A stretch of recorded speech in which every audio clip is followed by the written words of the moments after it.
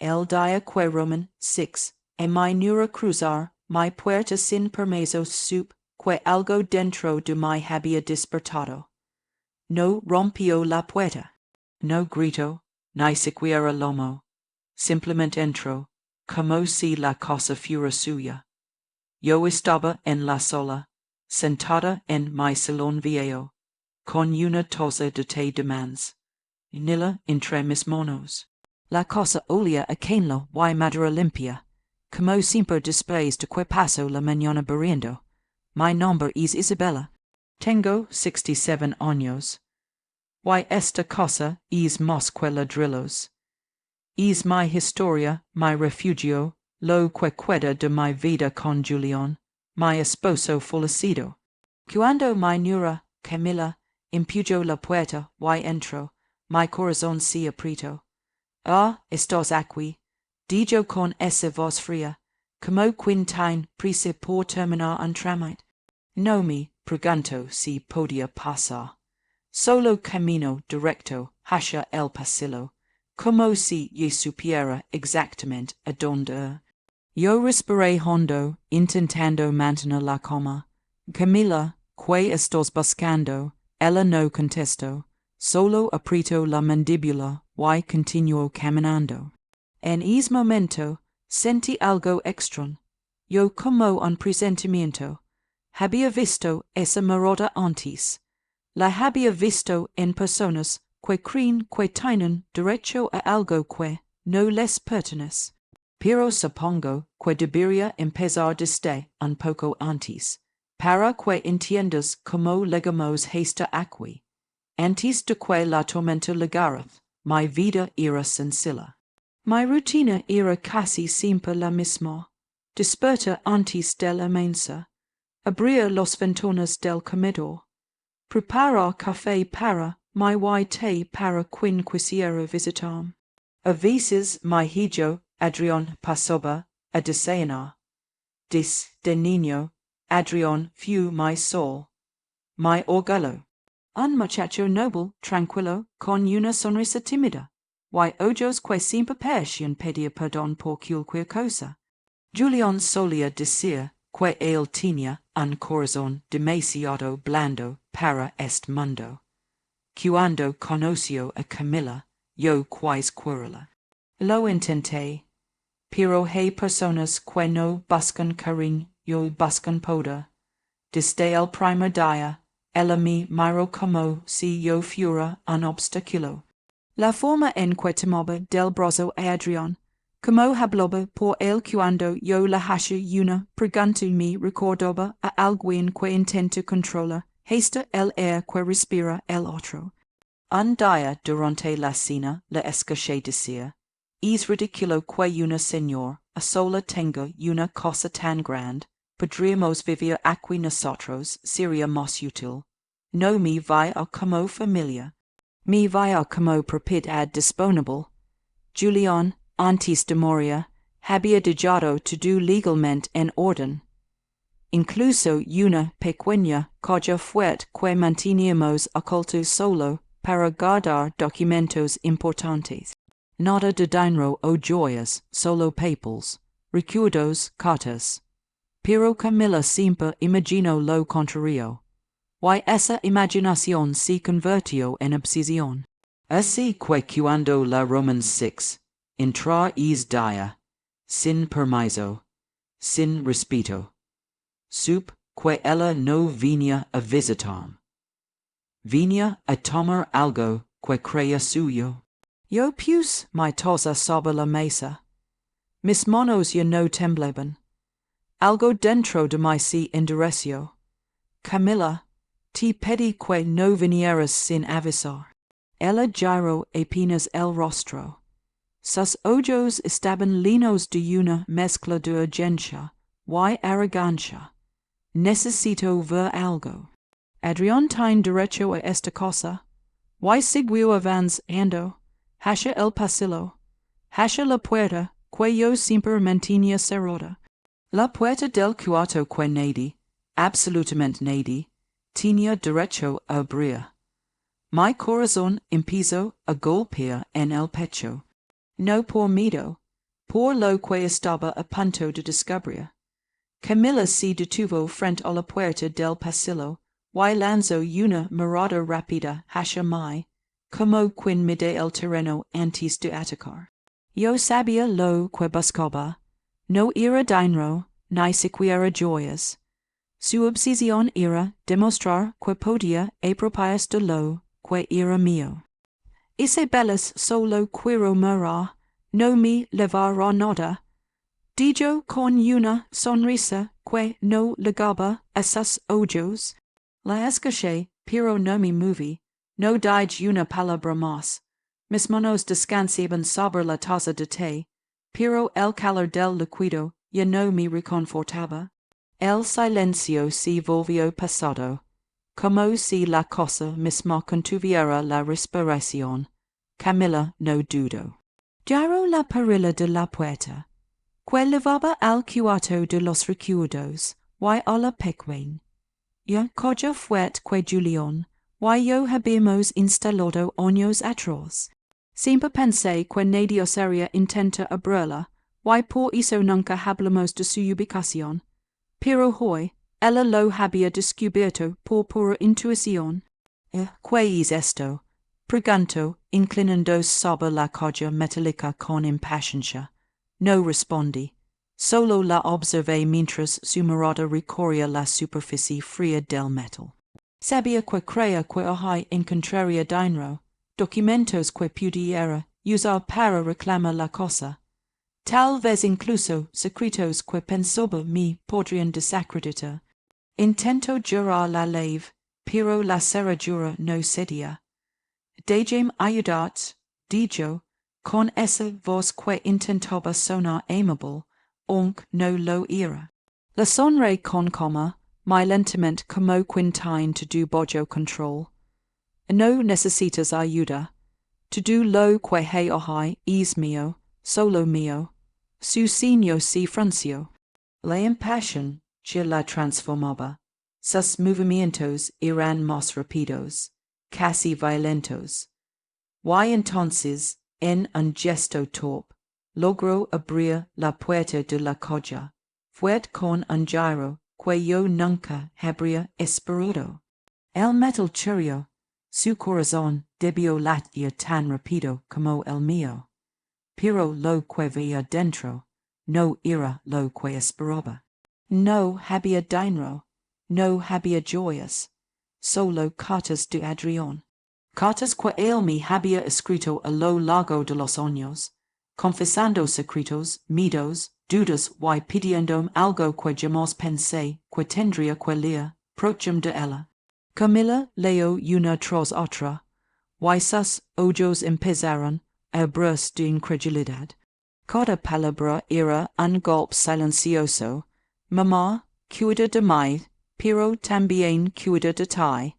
No digas que Camila tome lo que no le pertenece. No dijo nada. Solo dijo que la primera carta sobre el borde de la colla, temblando. Yo la miraba con calma, sin una mezcla de tristeza y determinación, porque susurró como si el peso de la verdad la estuviera aplastando. Porque alguien tenía que cuidar de lo que es mío y de lo que fui yo. Le respondí suavemente. Camila dio un paso atrás, como si el suelo bajo sus pies se hubiera convertido en arena movediza. Su arrogancia, esa que siempre creí ver en ella, empezaba a desmoronarse ante la evidencia de que nunca podría manipularnos como creía. Pero la historia no terminaba allí.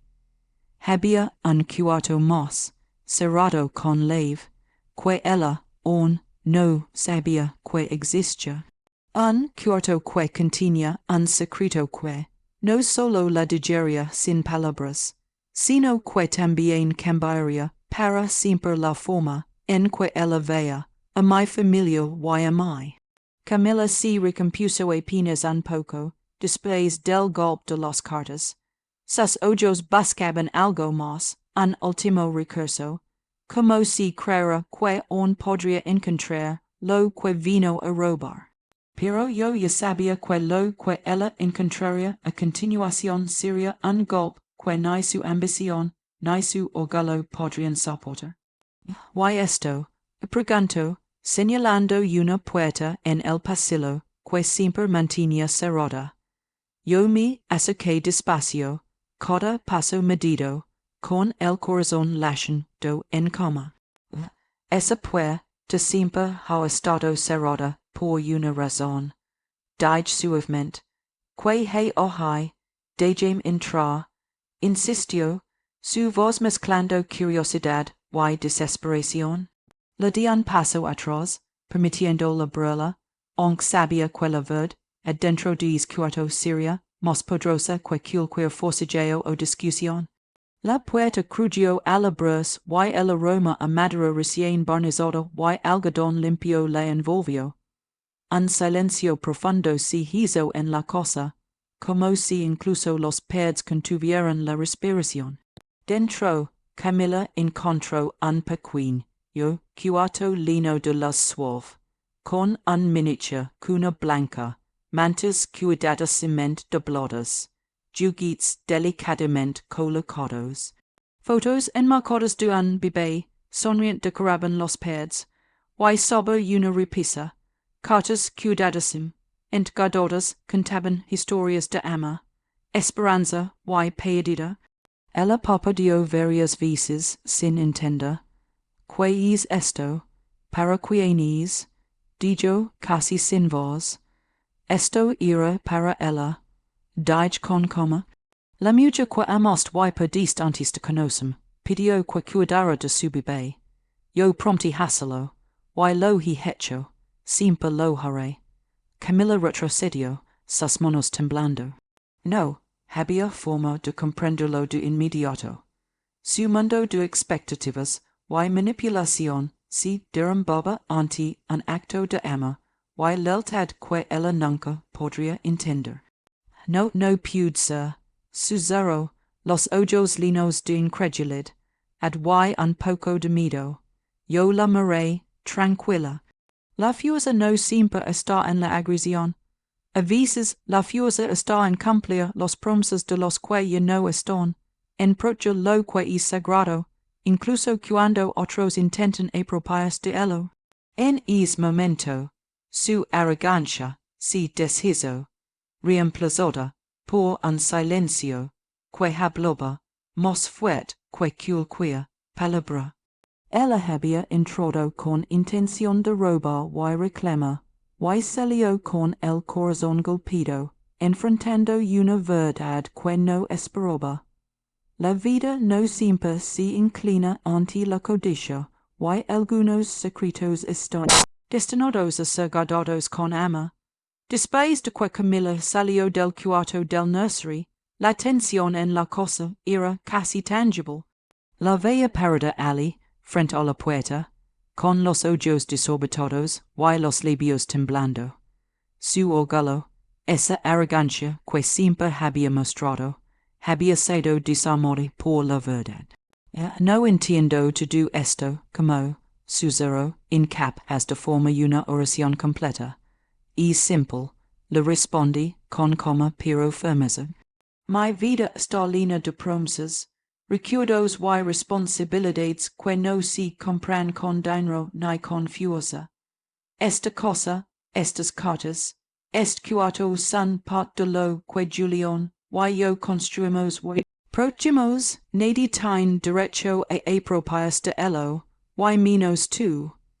Camila bajó la cabeza, finalmente sin palabras. Su mirada buscó la de Adrián, pero él no estaba allí. No podía apoyarse en él, ni justificarse con su presencia. La realidad se imponía sola, y estaba desnuda ante la verdad de sus actos. Al día siguiente, algunos vecinos curiosos empezaron a hablar sobre lo ocurrido. Circulaban rumores. Isabella protegió la casa de la nuera ambiciosa, o Camila trató de tomar lo que no le correspondía. Cada palabra era un recordatorio de quella verd, et tain forma de justicia silenciosa, y quella reputación se construyó también con integridad. Lo que más me sorprendió fue la reacción de Adrián. Ligo por la tarde y me abrazó confusa. Mamá, gracias por cuidar de todo, incluso cuando pensé que estaba sola en esto. Susurró con lágrimas que no lograba contener. Yo lo abracé con la misma intensidad. Siempre cuidaré de ti, y de lo que es importante. Aunque duela, aunque otros no entienden. Esa es la respuesta. Habilidad de quien ama de verdad. Camila, por su parte, comenzó a recibir miradas de desaprobación en la comunidad. Sus intentos de manipulación se hicieron evidentes. Nadie podía negar la evidencia. Había entrado a mi casa con intención de robar y controlar, y había sido confrontada con la fuerza silenciosa de la verdad. No hubo gritos ni escándalos. No necesitaba humillarla públicamente. La justicia no siempre requiere venganza. A veces basta con dejar que la verdad se revele por sí misma. La lección para Camila era clara, aunque difícil de aceptar. La codicia y la arrogancia nunca superan el respeto, el amor y la lealtad.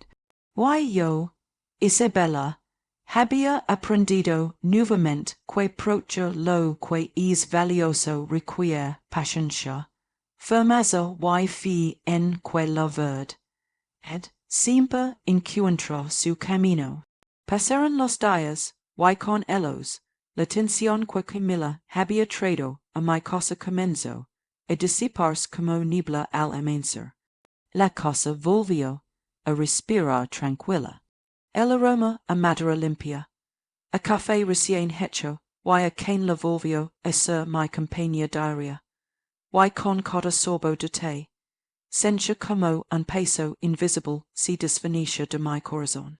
Adrián regresaba a menudo, y juntos repasábamos los recuerdos de Julián, de su infancia, de los momentos sencillos que construyen una familia, los tardes jugando dominó en la sola, los domingos cocinando juntos, los silencios cómodos que solo los años de convivencia regalan. Me di cuenta de que la vida verdadera se encuentra en esas pequeñas certezas, no en la codicia ni en los enfrentamientos. Camila nunca volvió a intentar entrar. Había aprendido, de manera silenciosa y dolorosa, que no se puede imponer la voluntad sobre los demás, y mucho menos sobre quienes protegen lo que es sagrado. La justicia había legado sin necesidad de confrontación pública. El simple hecho de haber enfrentado la verdad fue suficiente. Esa experiencia me enseñó algo profundo. La fuerza no siempre se encuentra en los gritos ni en la venganza, sino en la paciencia, la claridad y la fidelidad a uno mismo y a los demás. Mantener firme ante la amenaza, proteger los recuerdos y cumplir la promesa de Julián. Me recuerdo que el amor verdadero es silencioso, constante y resiliente. Un día, mientras organizaba las cartas y los pequeños recuerdos en la habitación del nursery, sentí una paz inesperada. No era solo tranquilidad, era la certeza de que había hecho lo correcto, de que había respetado mi historia y la de quienes ya no estaban, y de que Adrián comprendería algún día el valor de la lealtad y la integridad. Camila quedó atrás, con sus ambitions y frustrations, pero yo avancé con dignidad. Aprendí a soltar el resentimiento, a no alimentar la ira. Cada acción que tomé fue medida, no con la intención de lastimar, sino con la intención de proteger y enseñar. Mientras me sentaba en la sala con la luz del atardecer entrando por las ventanas, Pensé en los días venideros. La vida continuaba, y con ella la oportunidad de construir nuevas memorias, de cuidar de mi hogar, de mi hijo, y de tu aquello que realmente importaba. Porque, al final, no se trata de quienes intentan robarnos la paz, sino de nuestra capacidad para mantenernos firmes, ser fieles a nuestros valores y aprender que la verdadera fuerza reside en la integridad y en el amor que no exige reconocimiento. La vida me enseña, yo que hay personas que intentaron aprovecharse de ti, pero siempre habrá caminos para proteger lo que es valioso. La lección más grande que puedo dejar es, mantén firme, protege lo que amas, y la verdad siempre prevalecerá.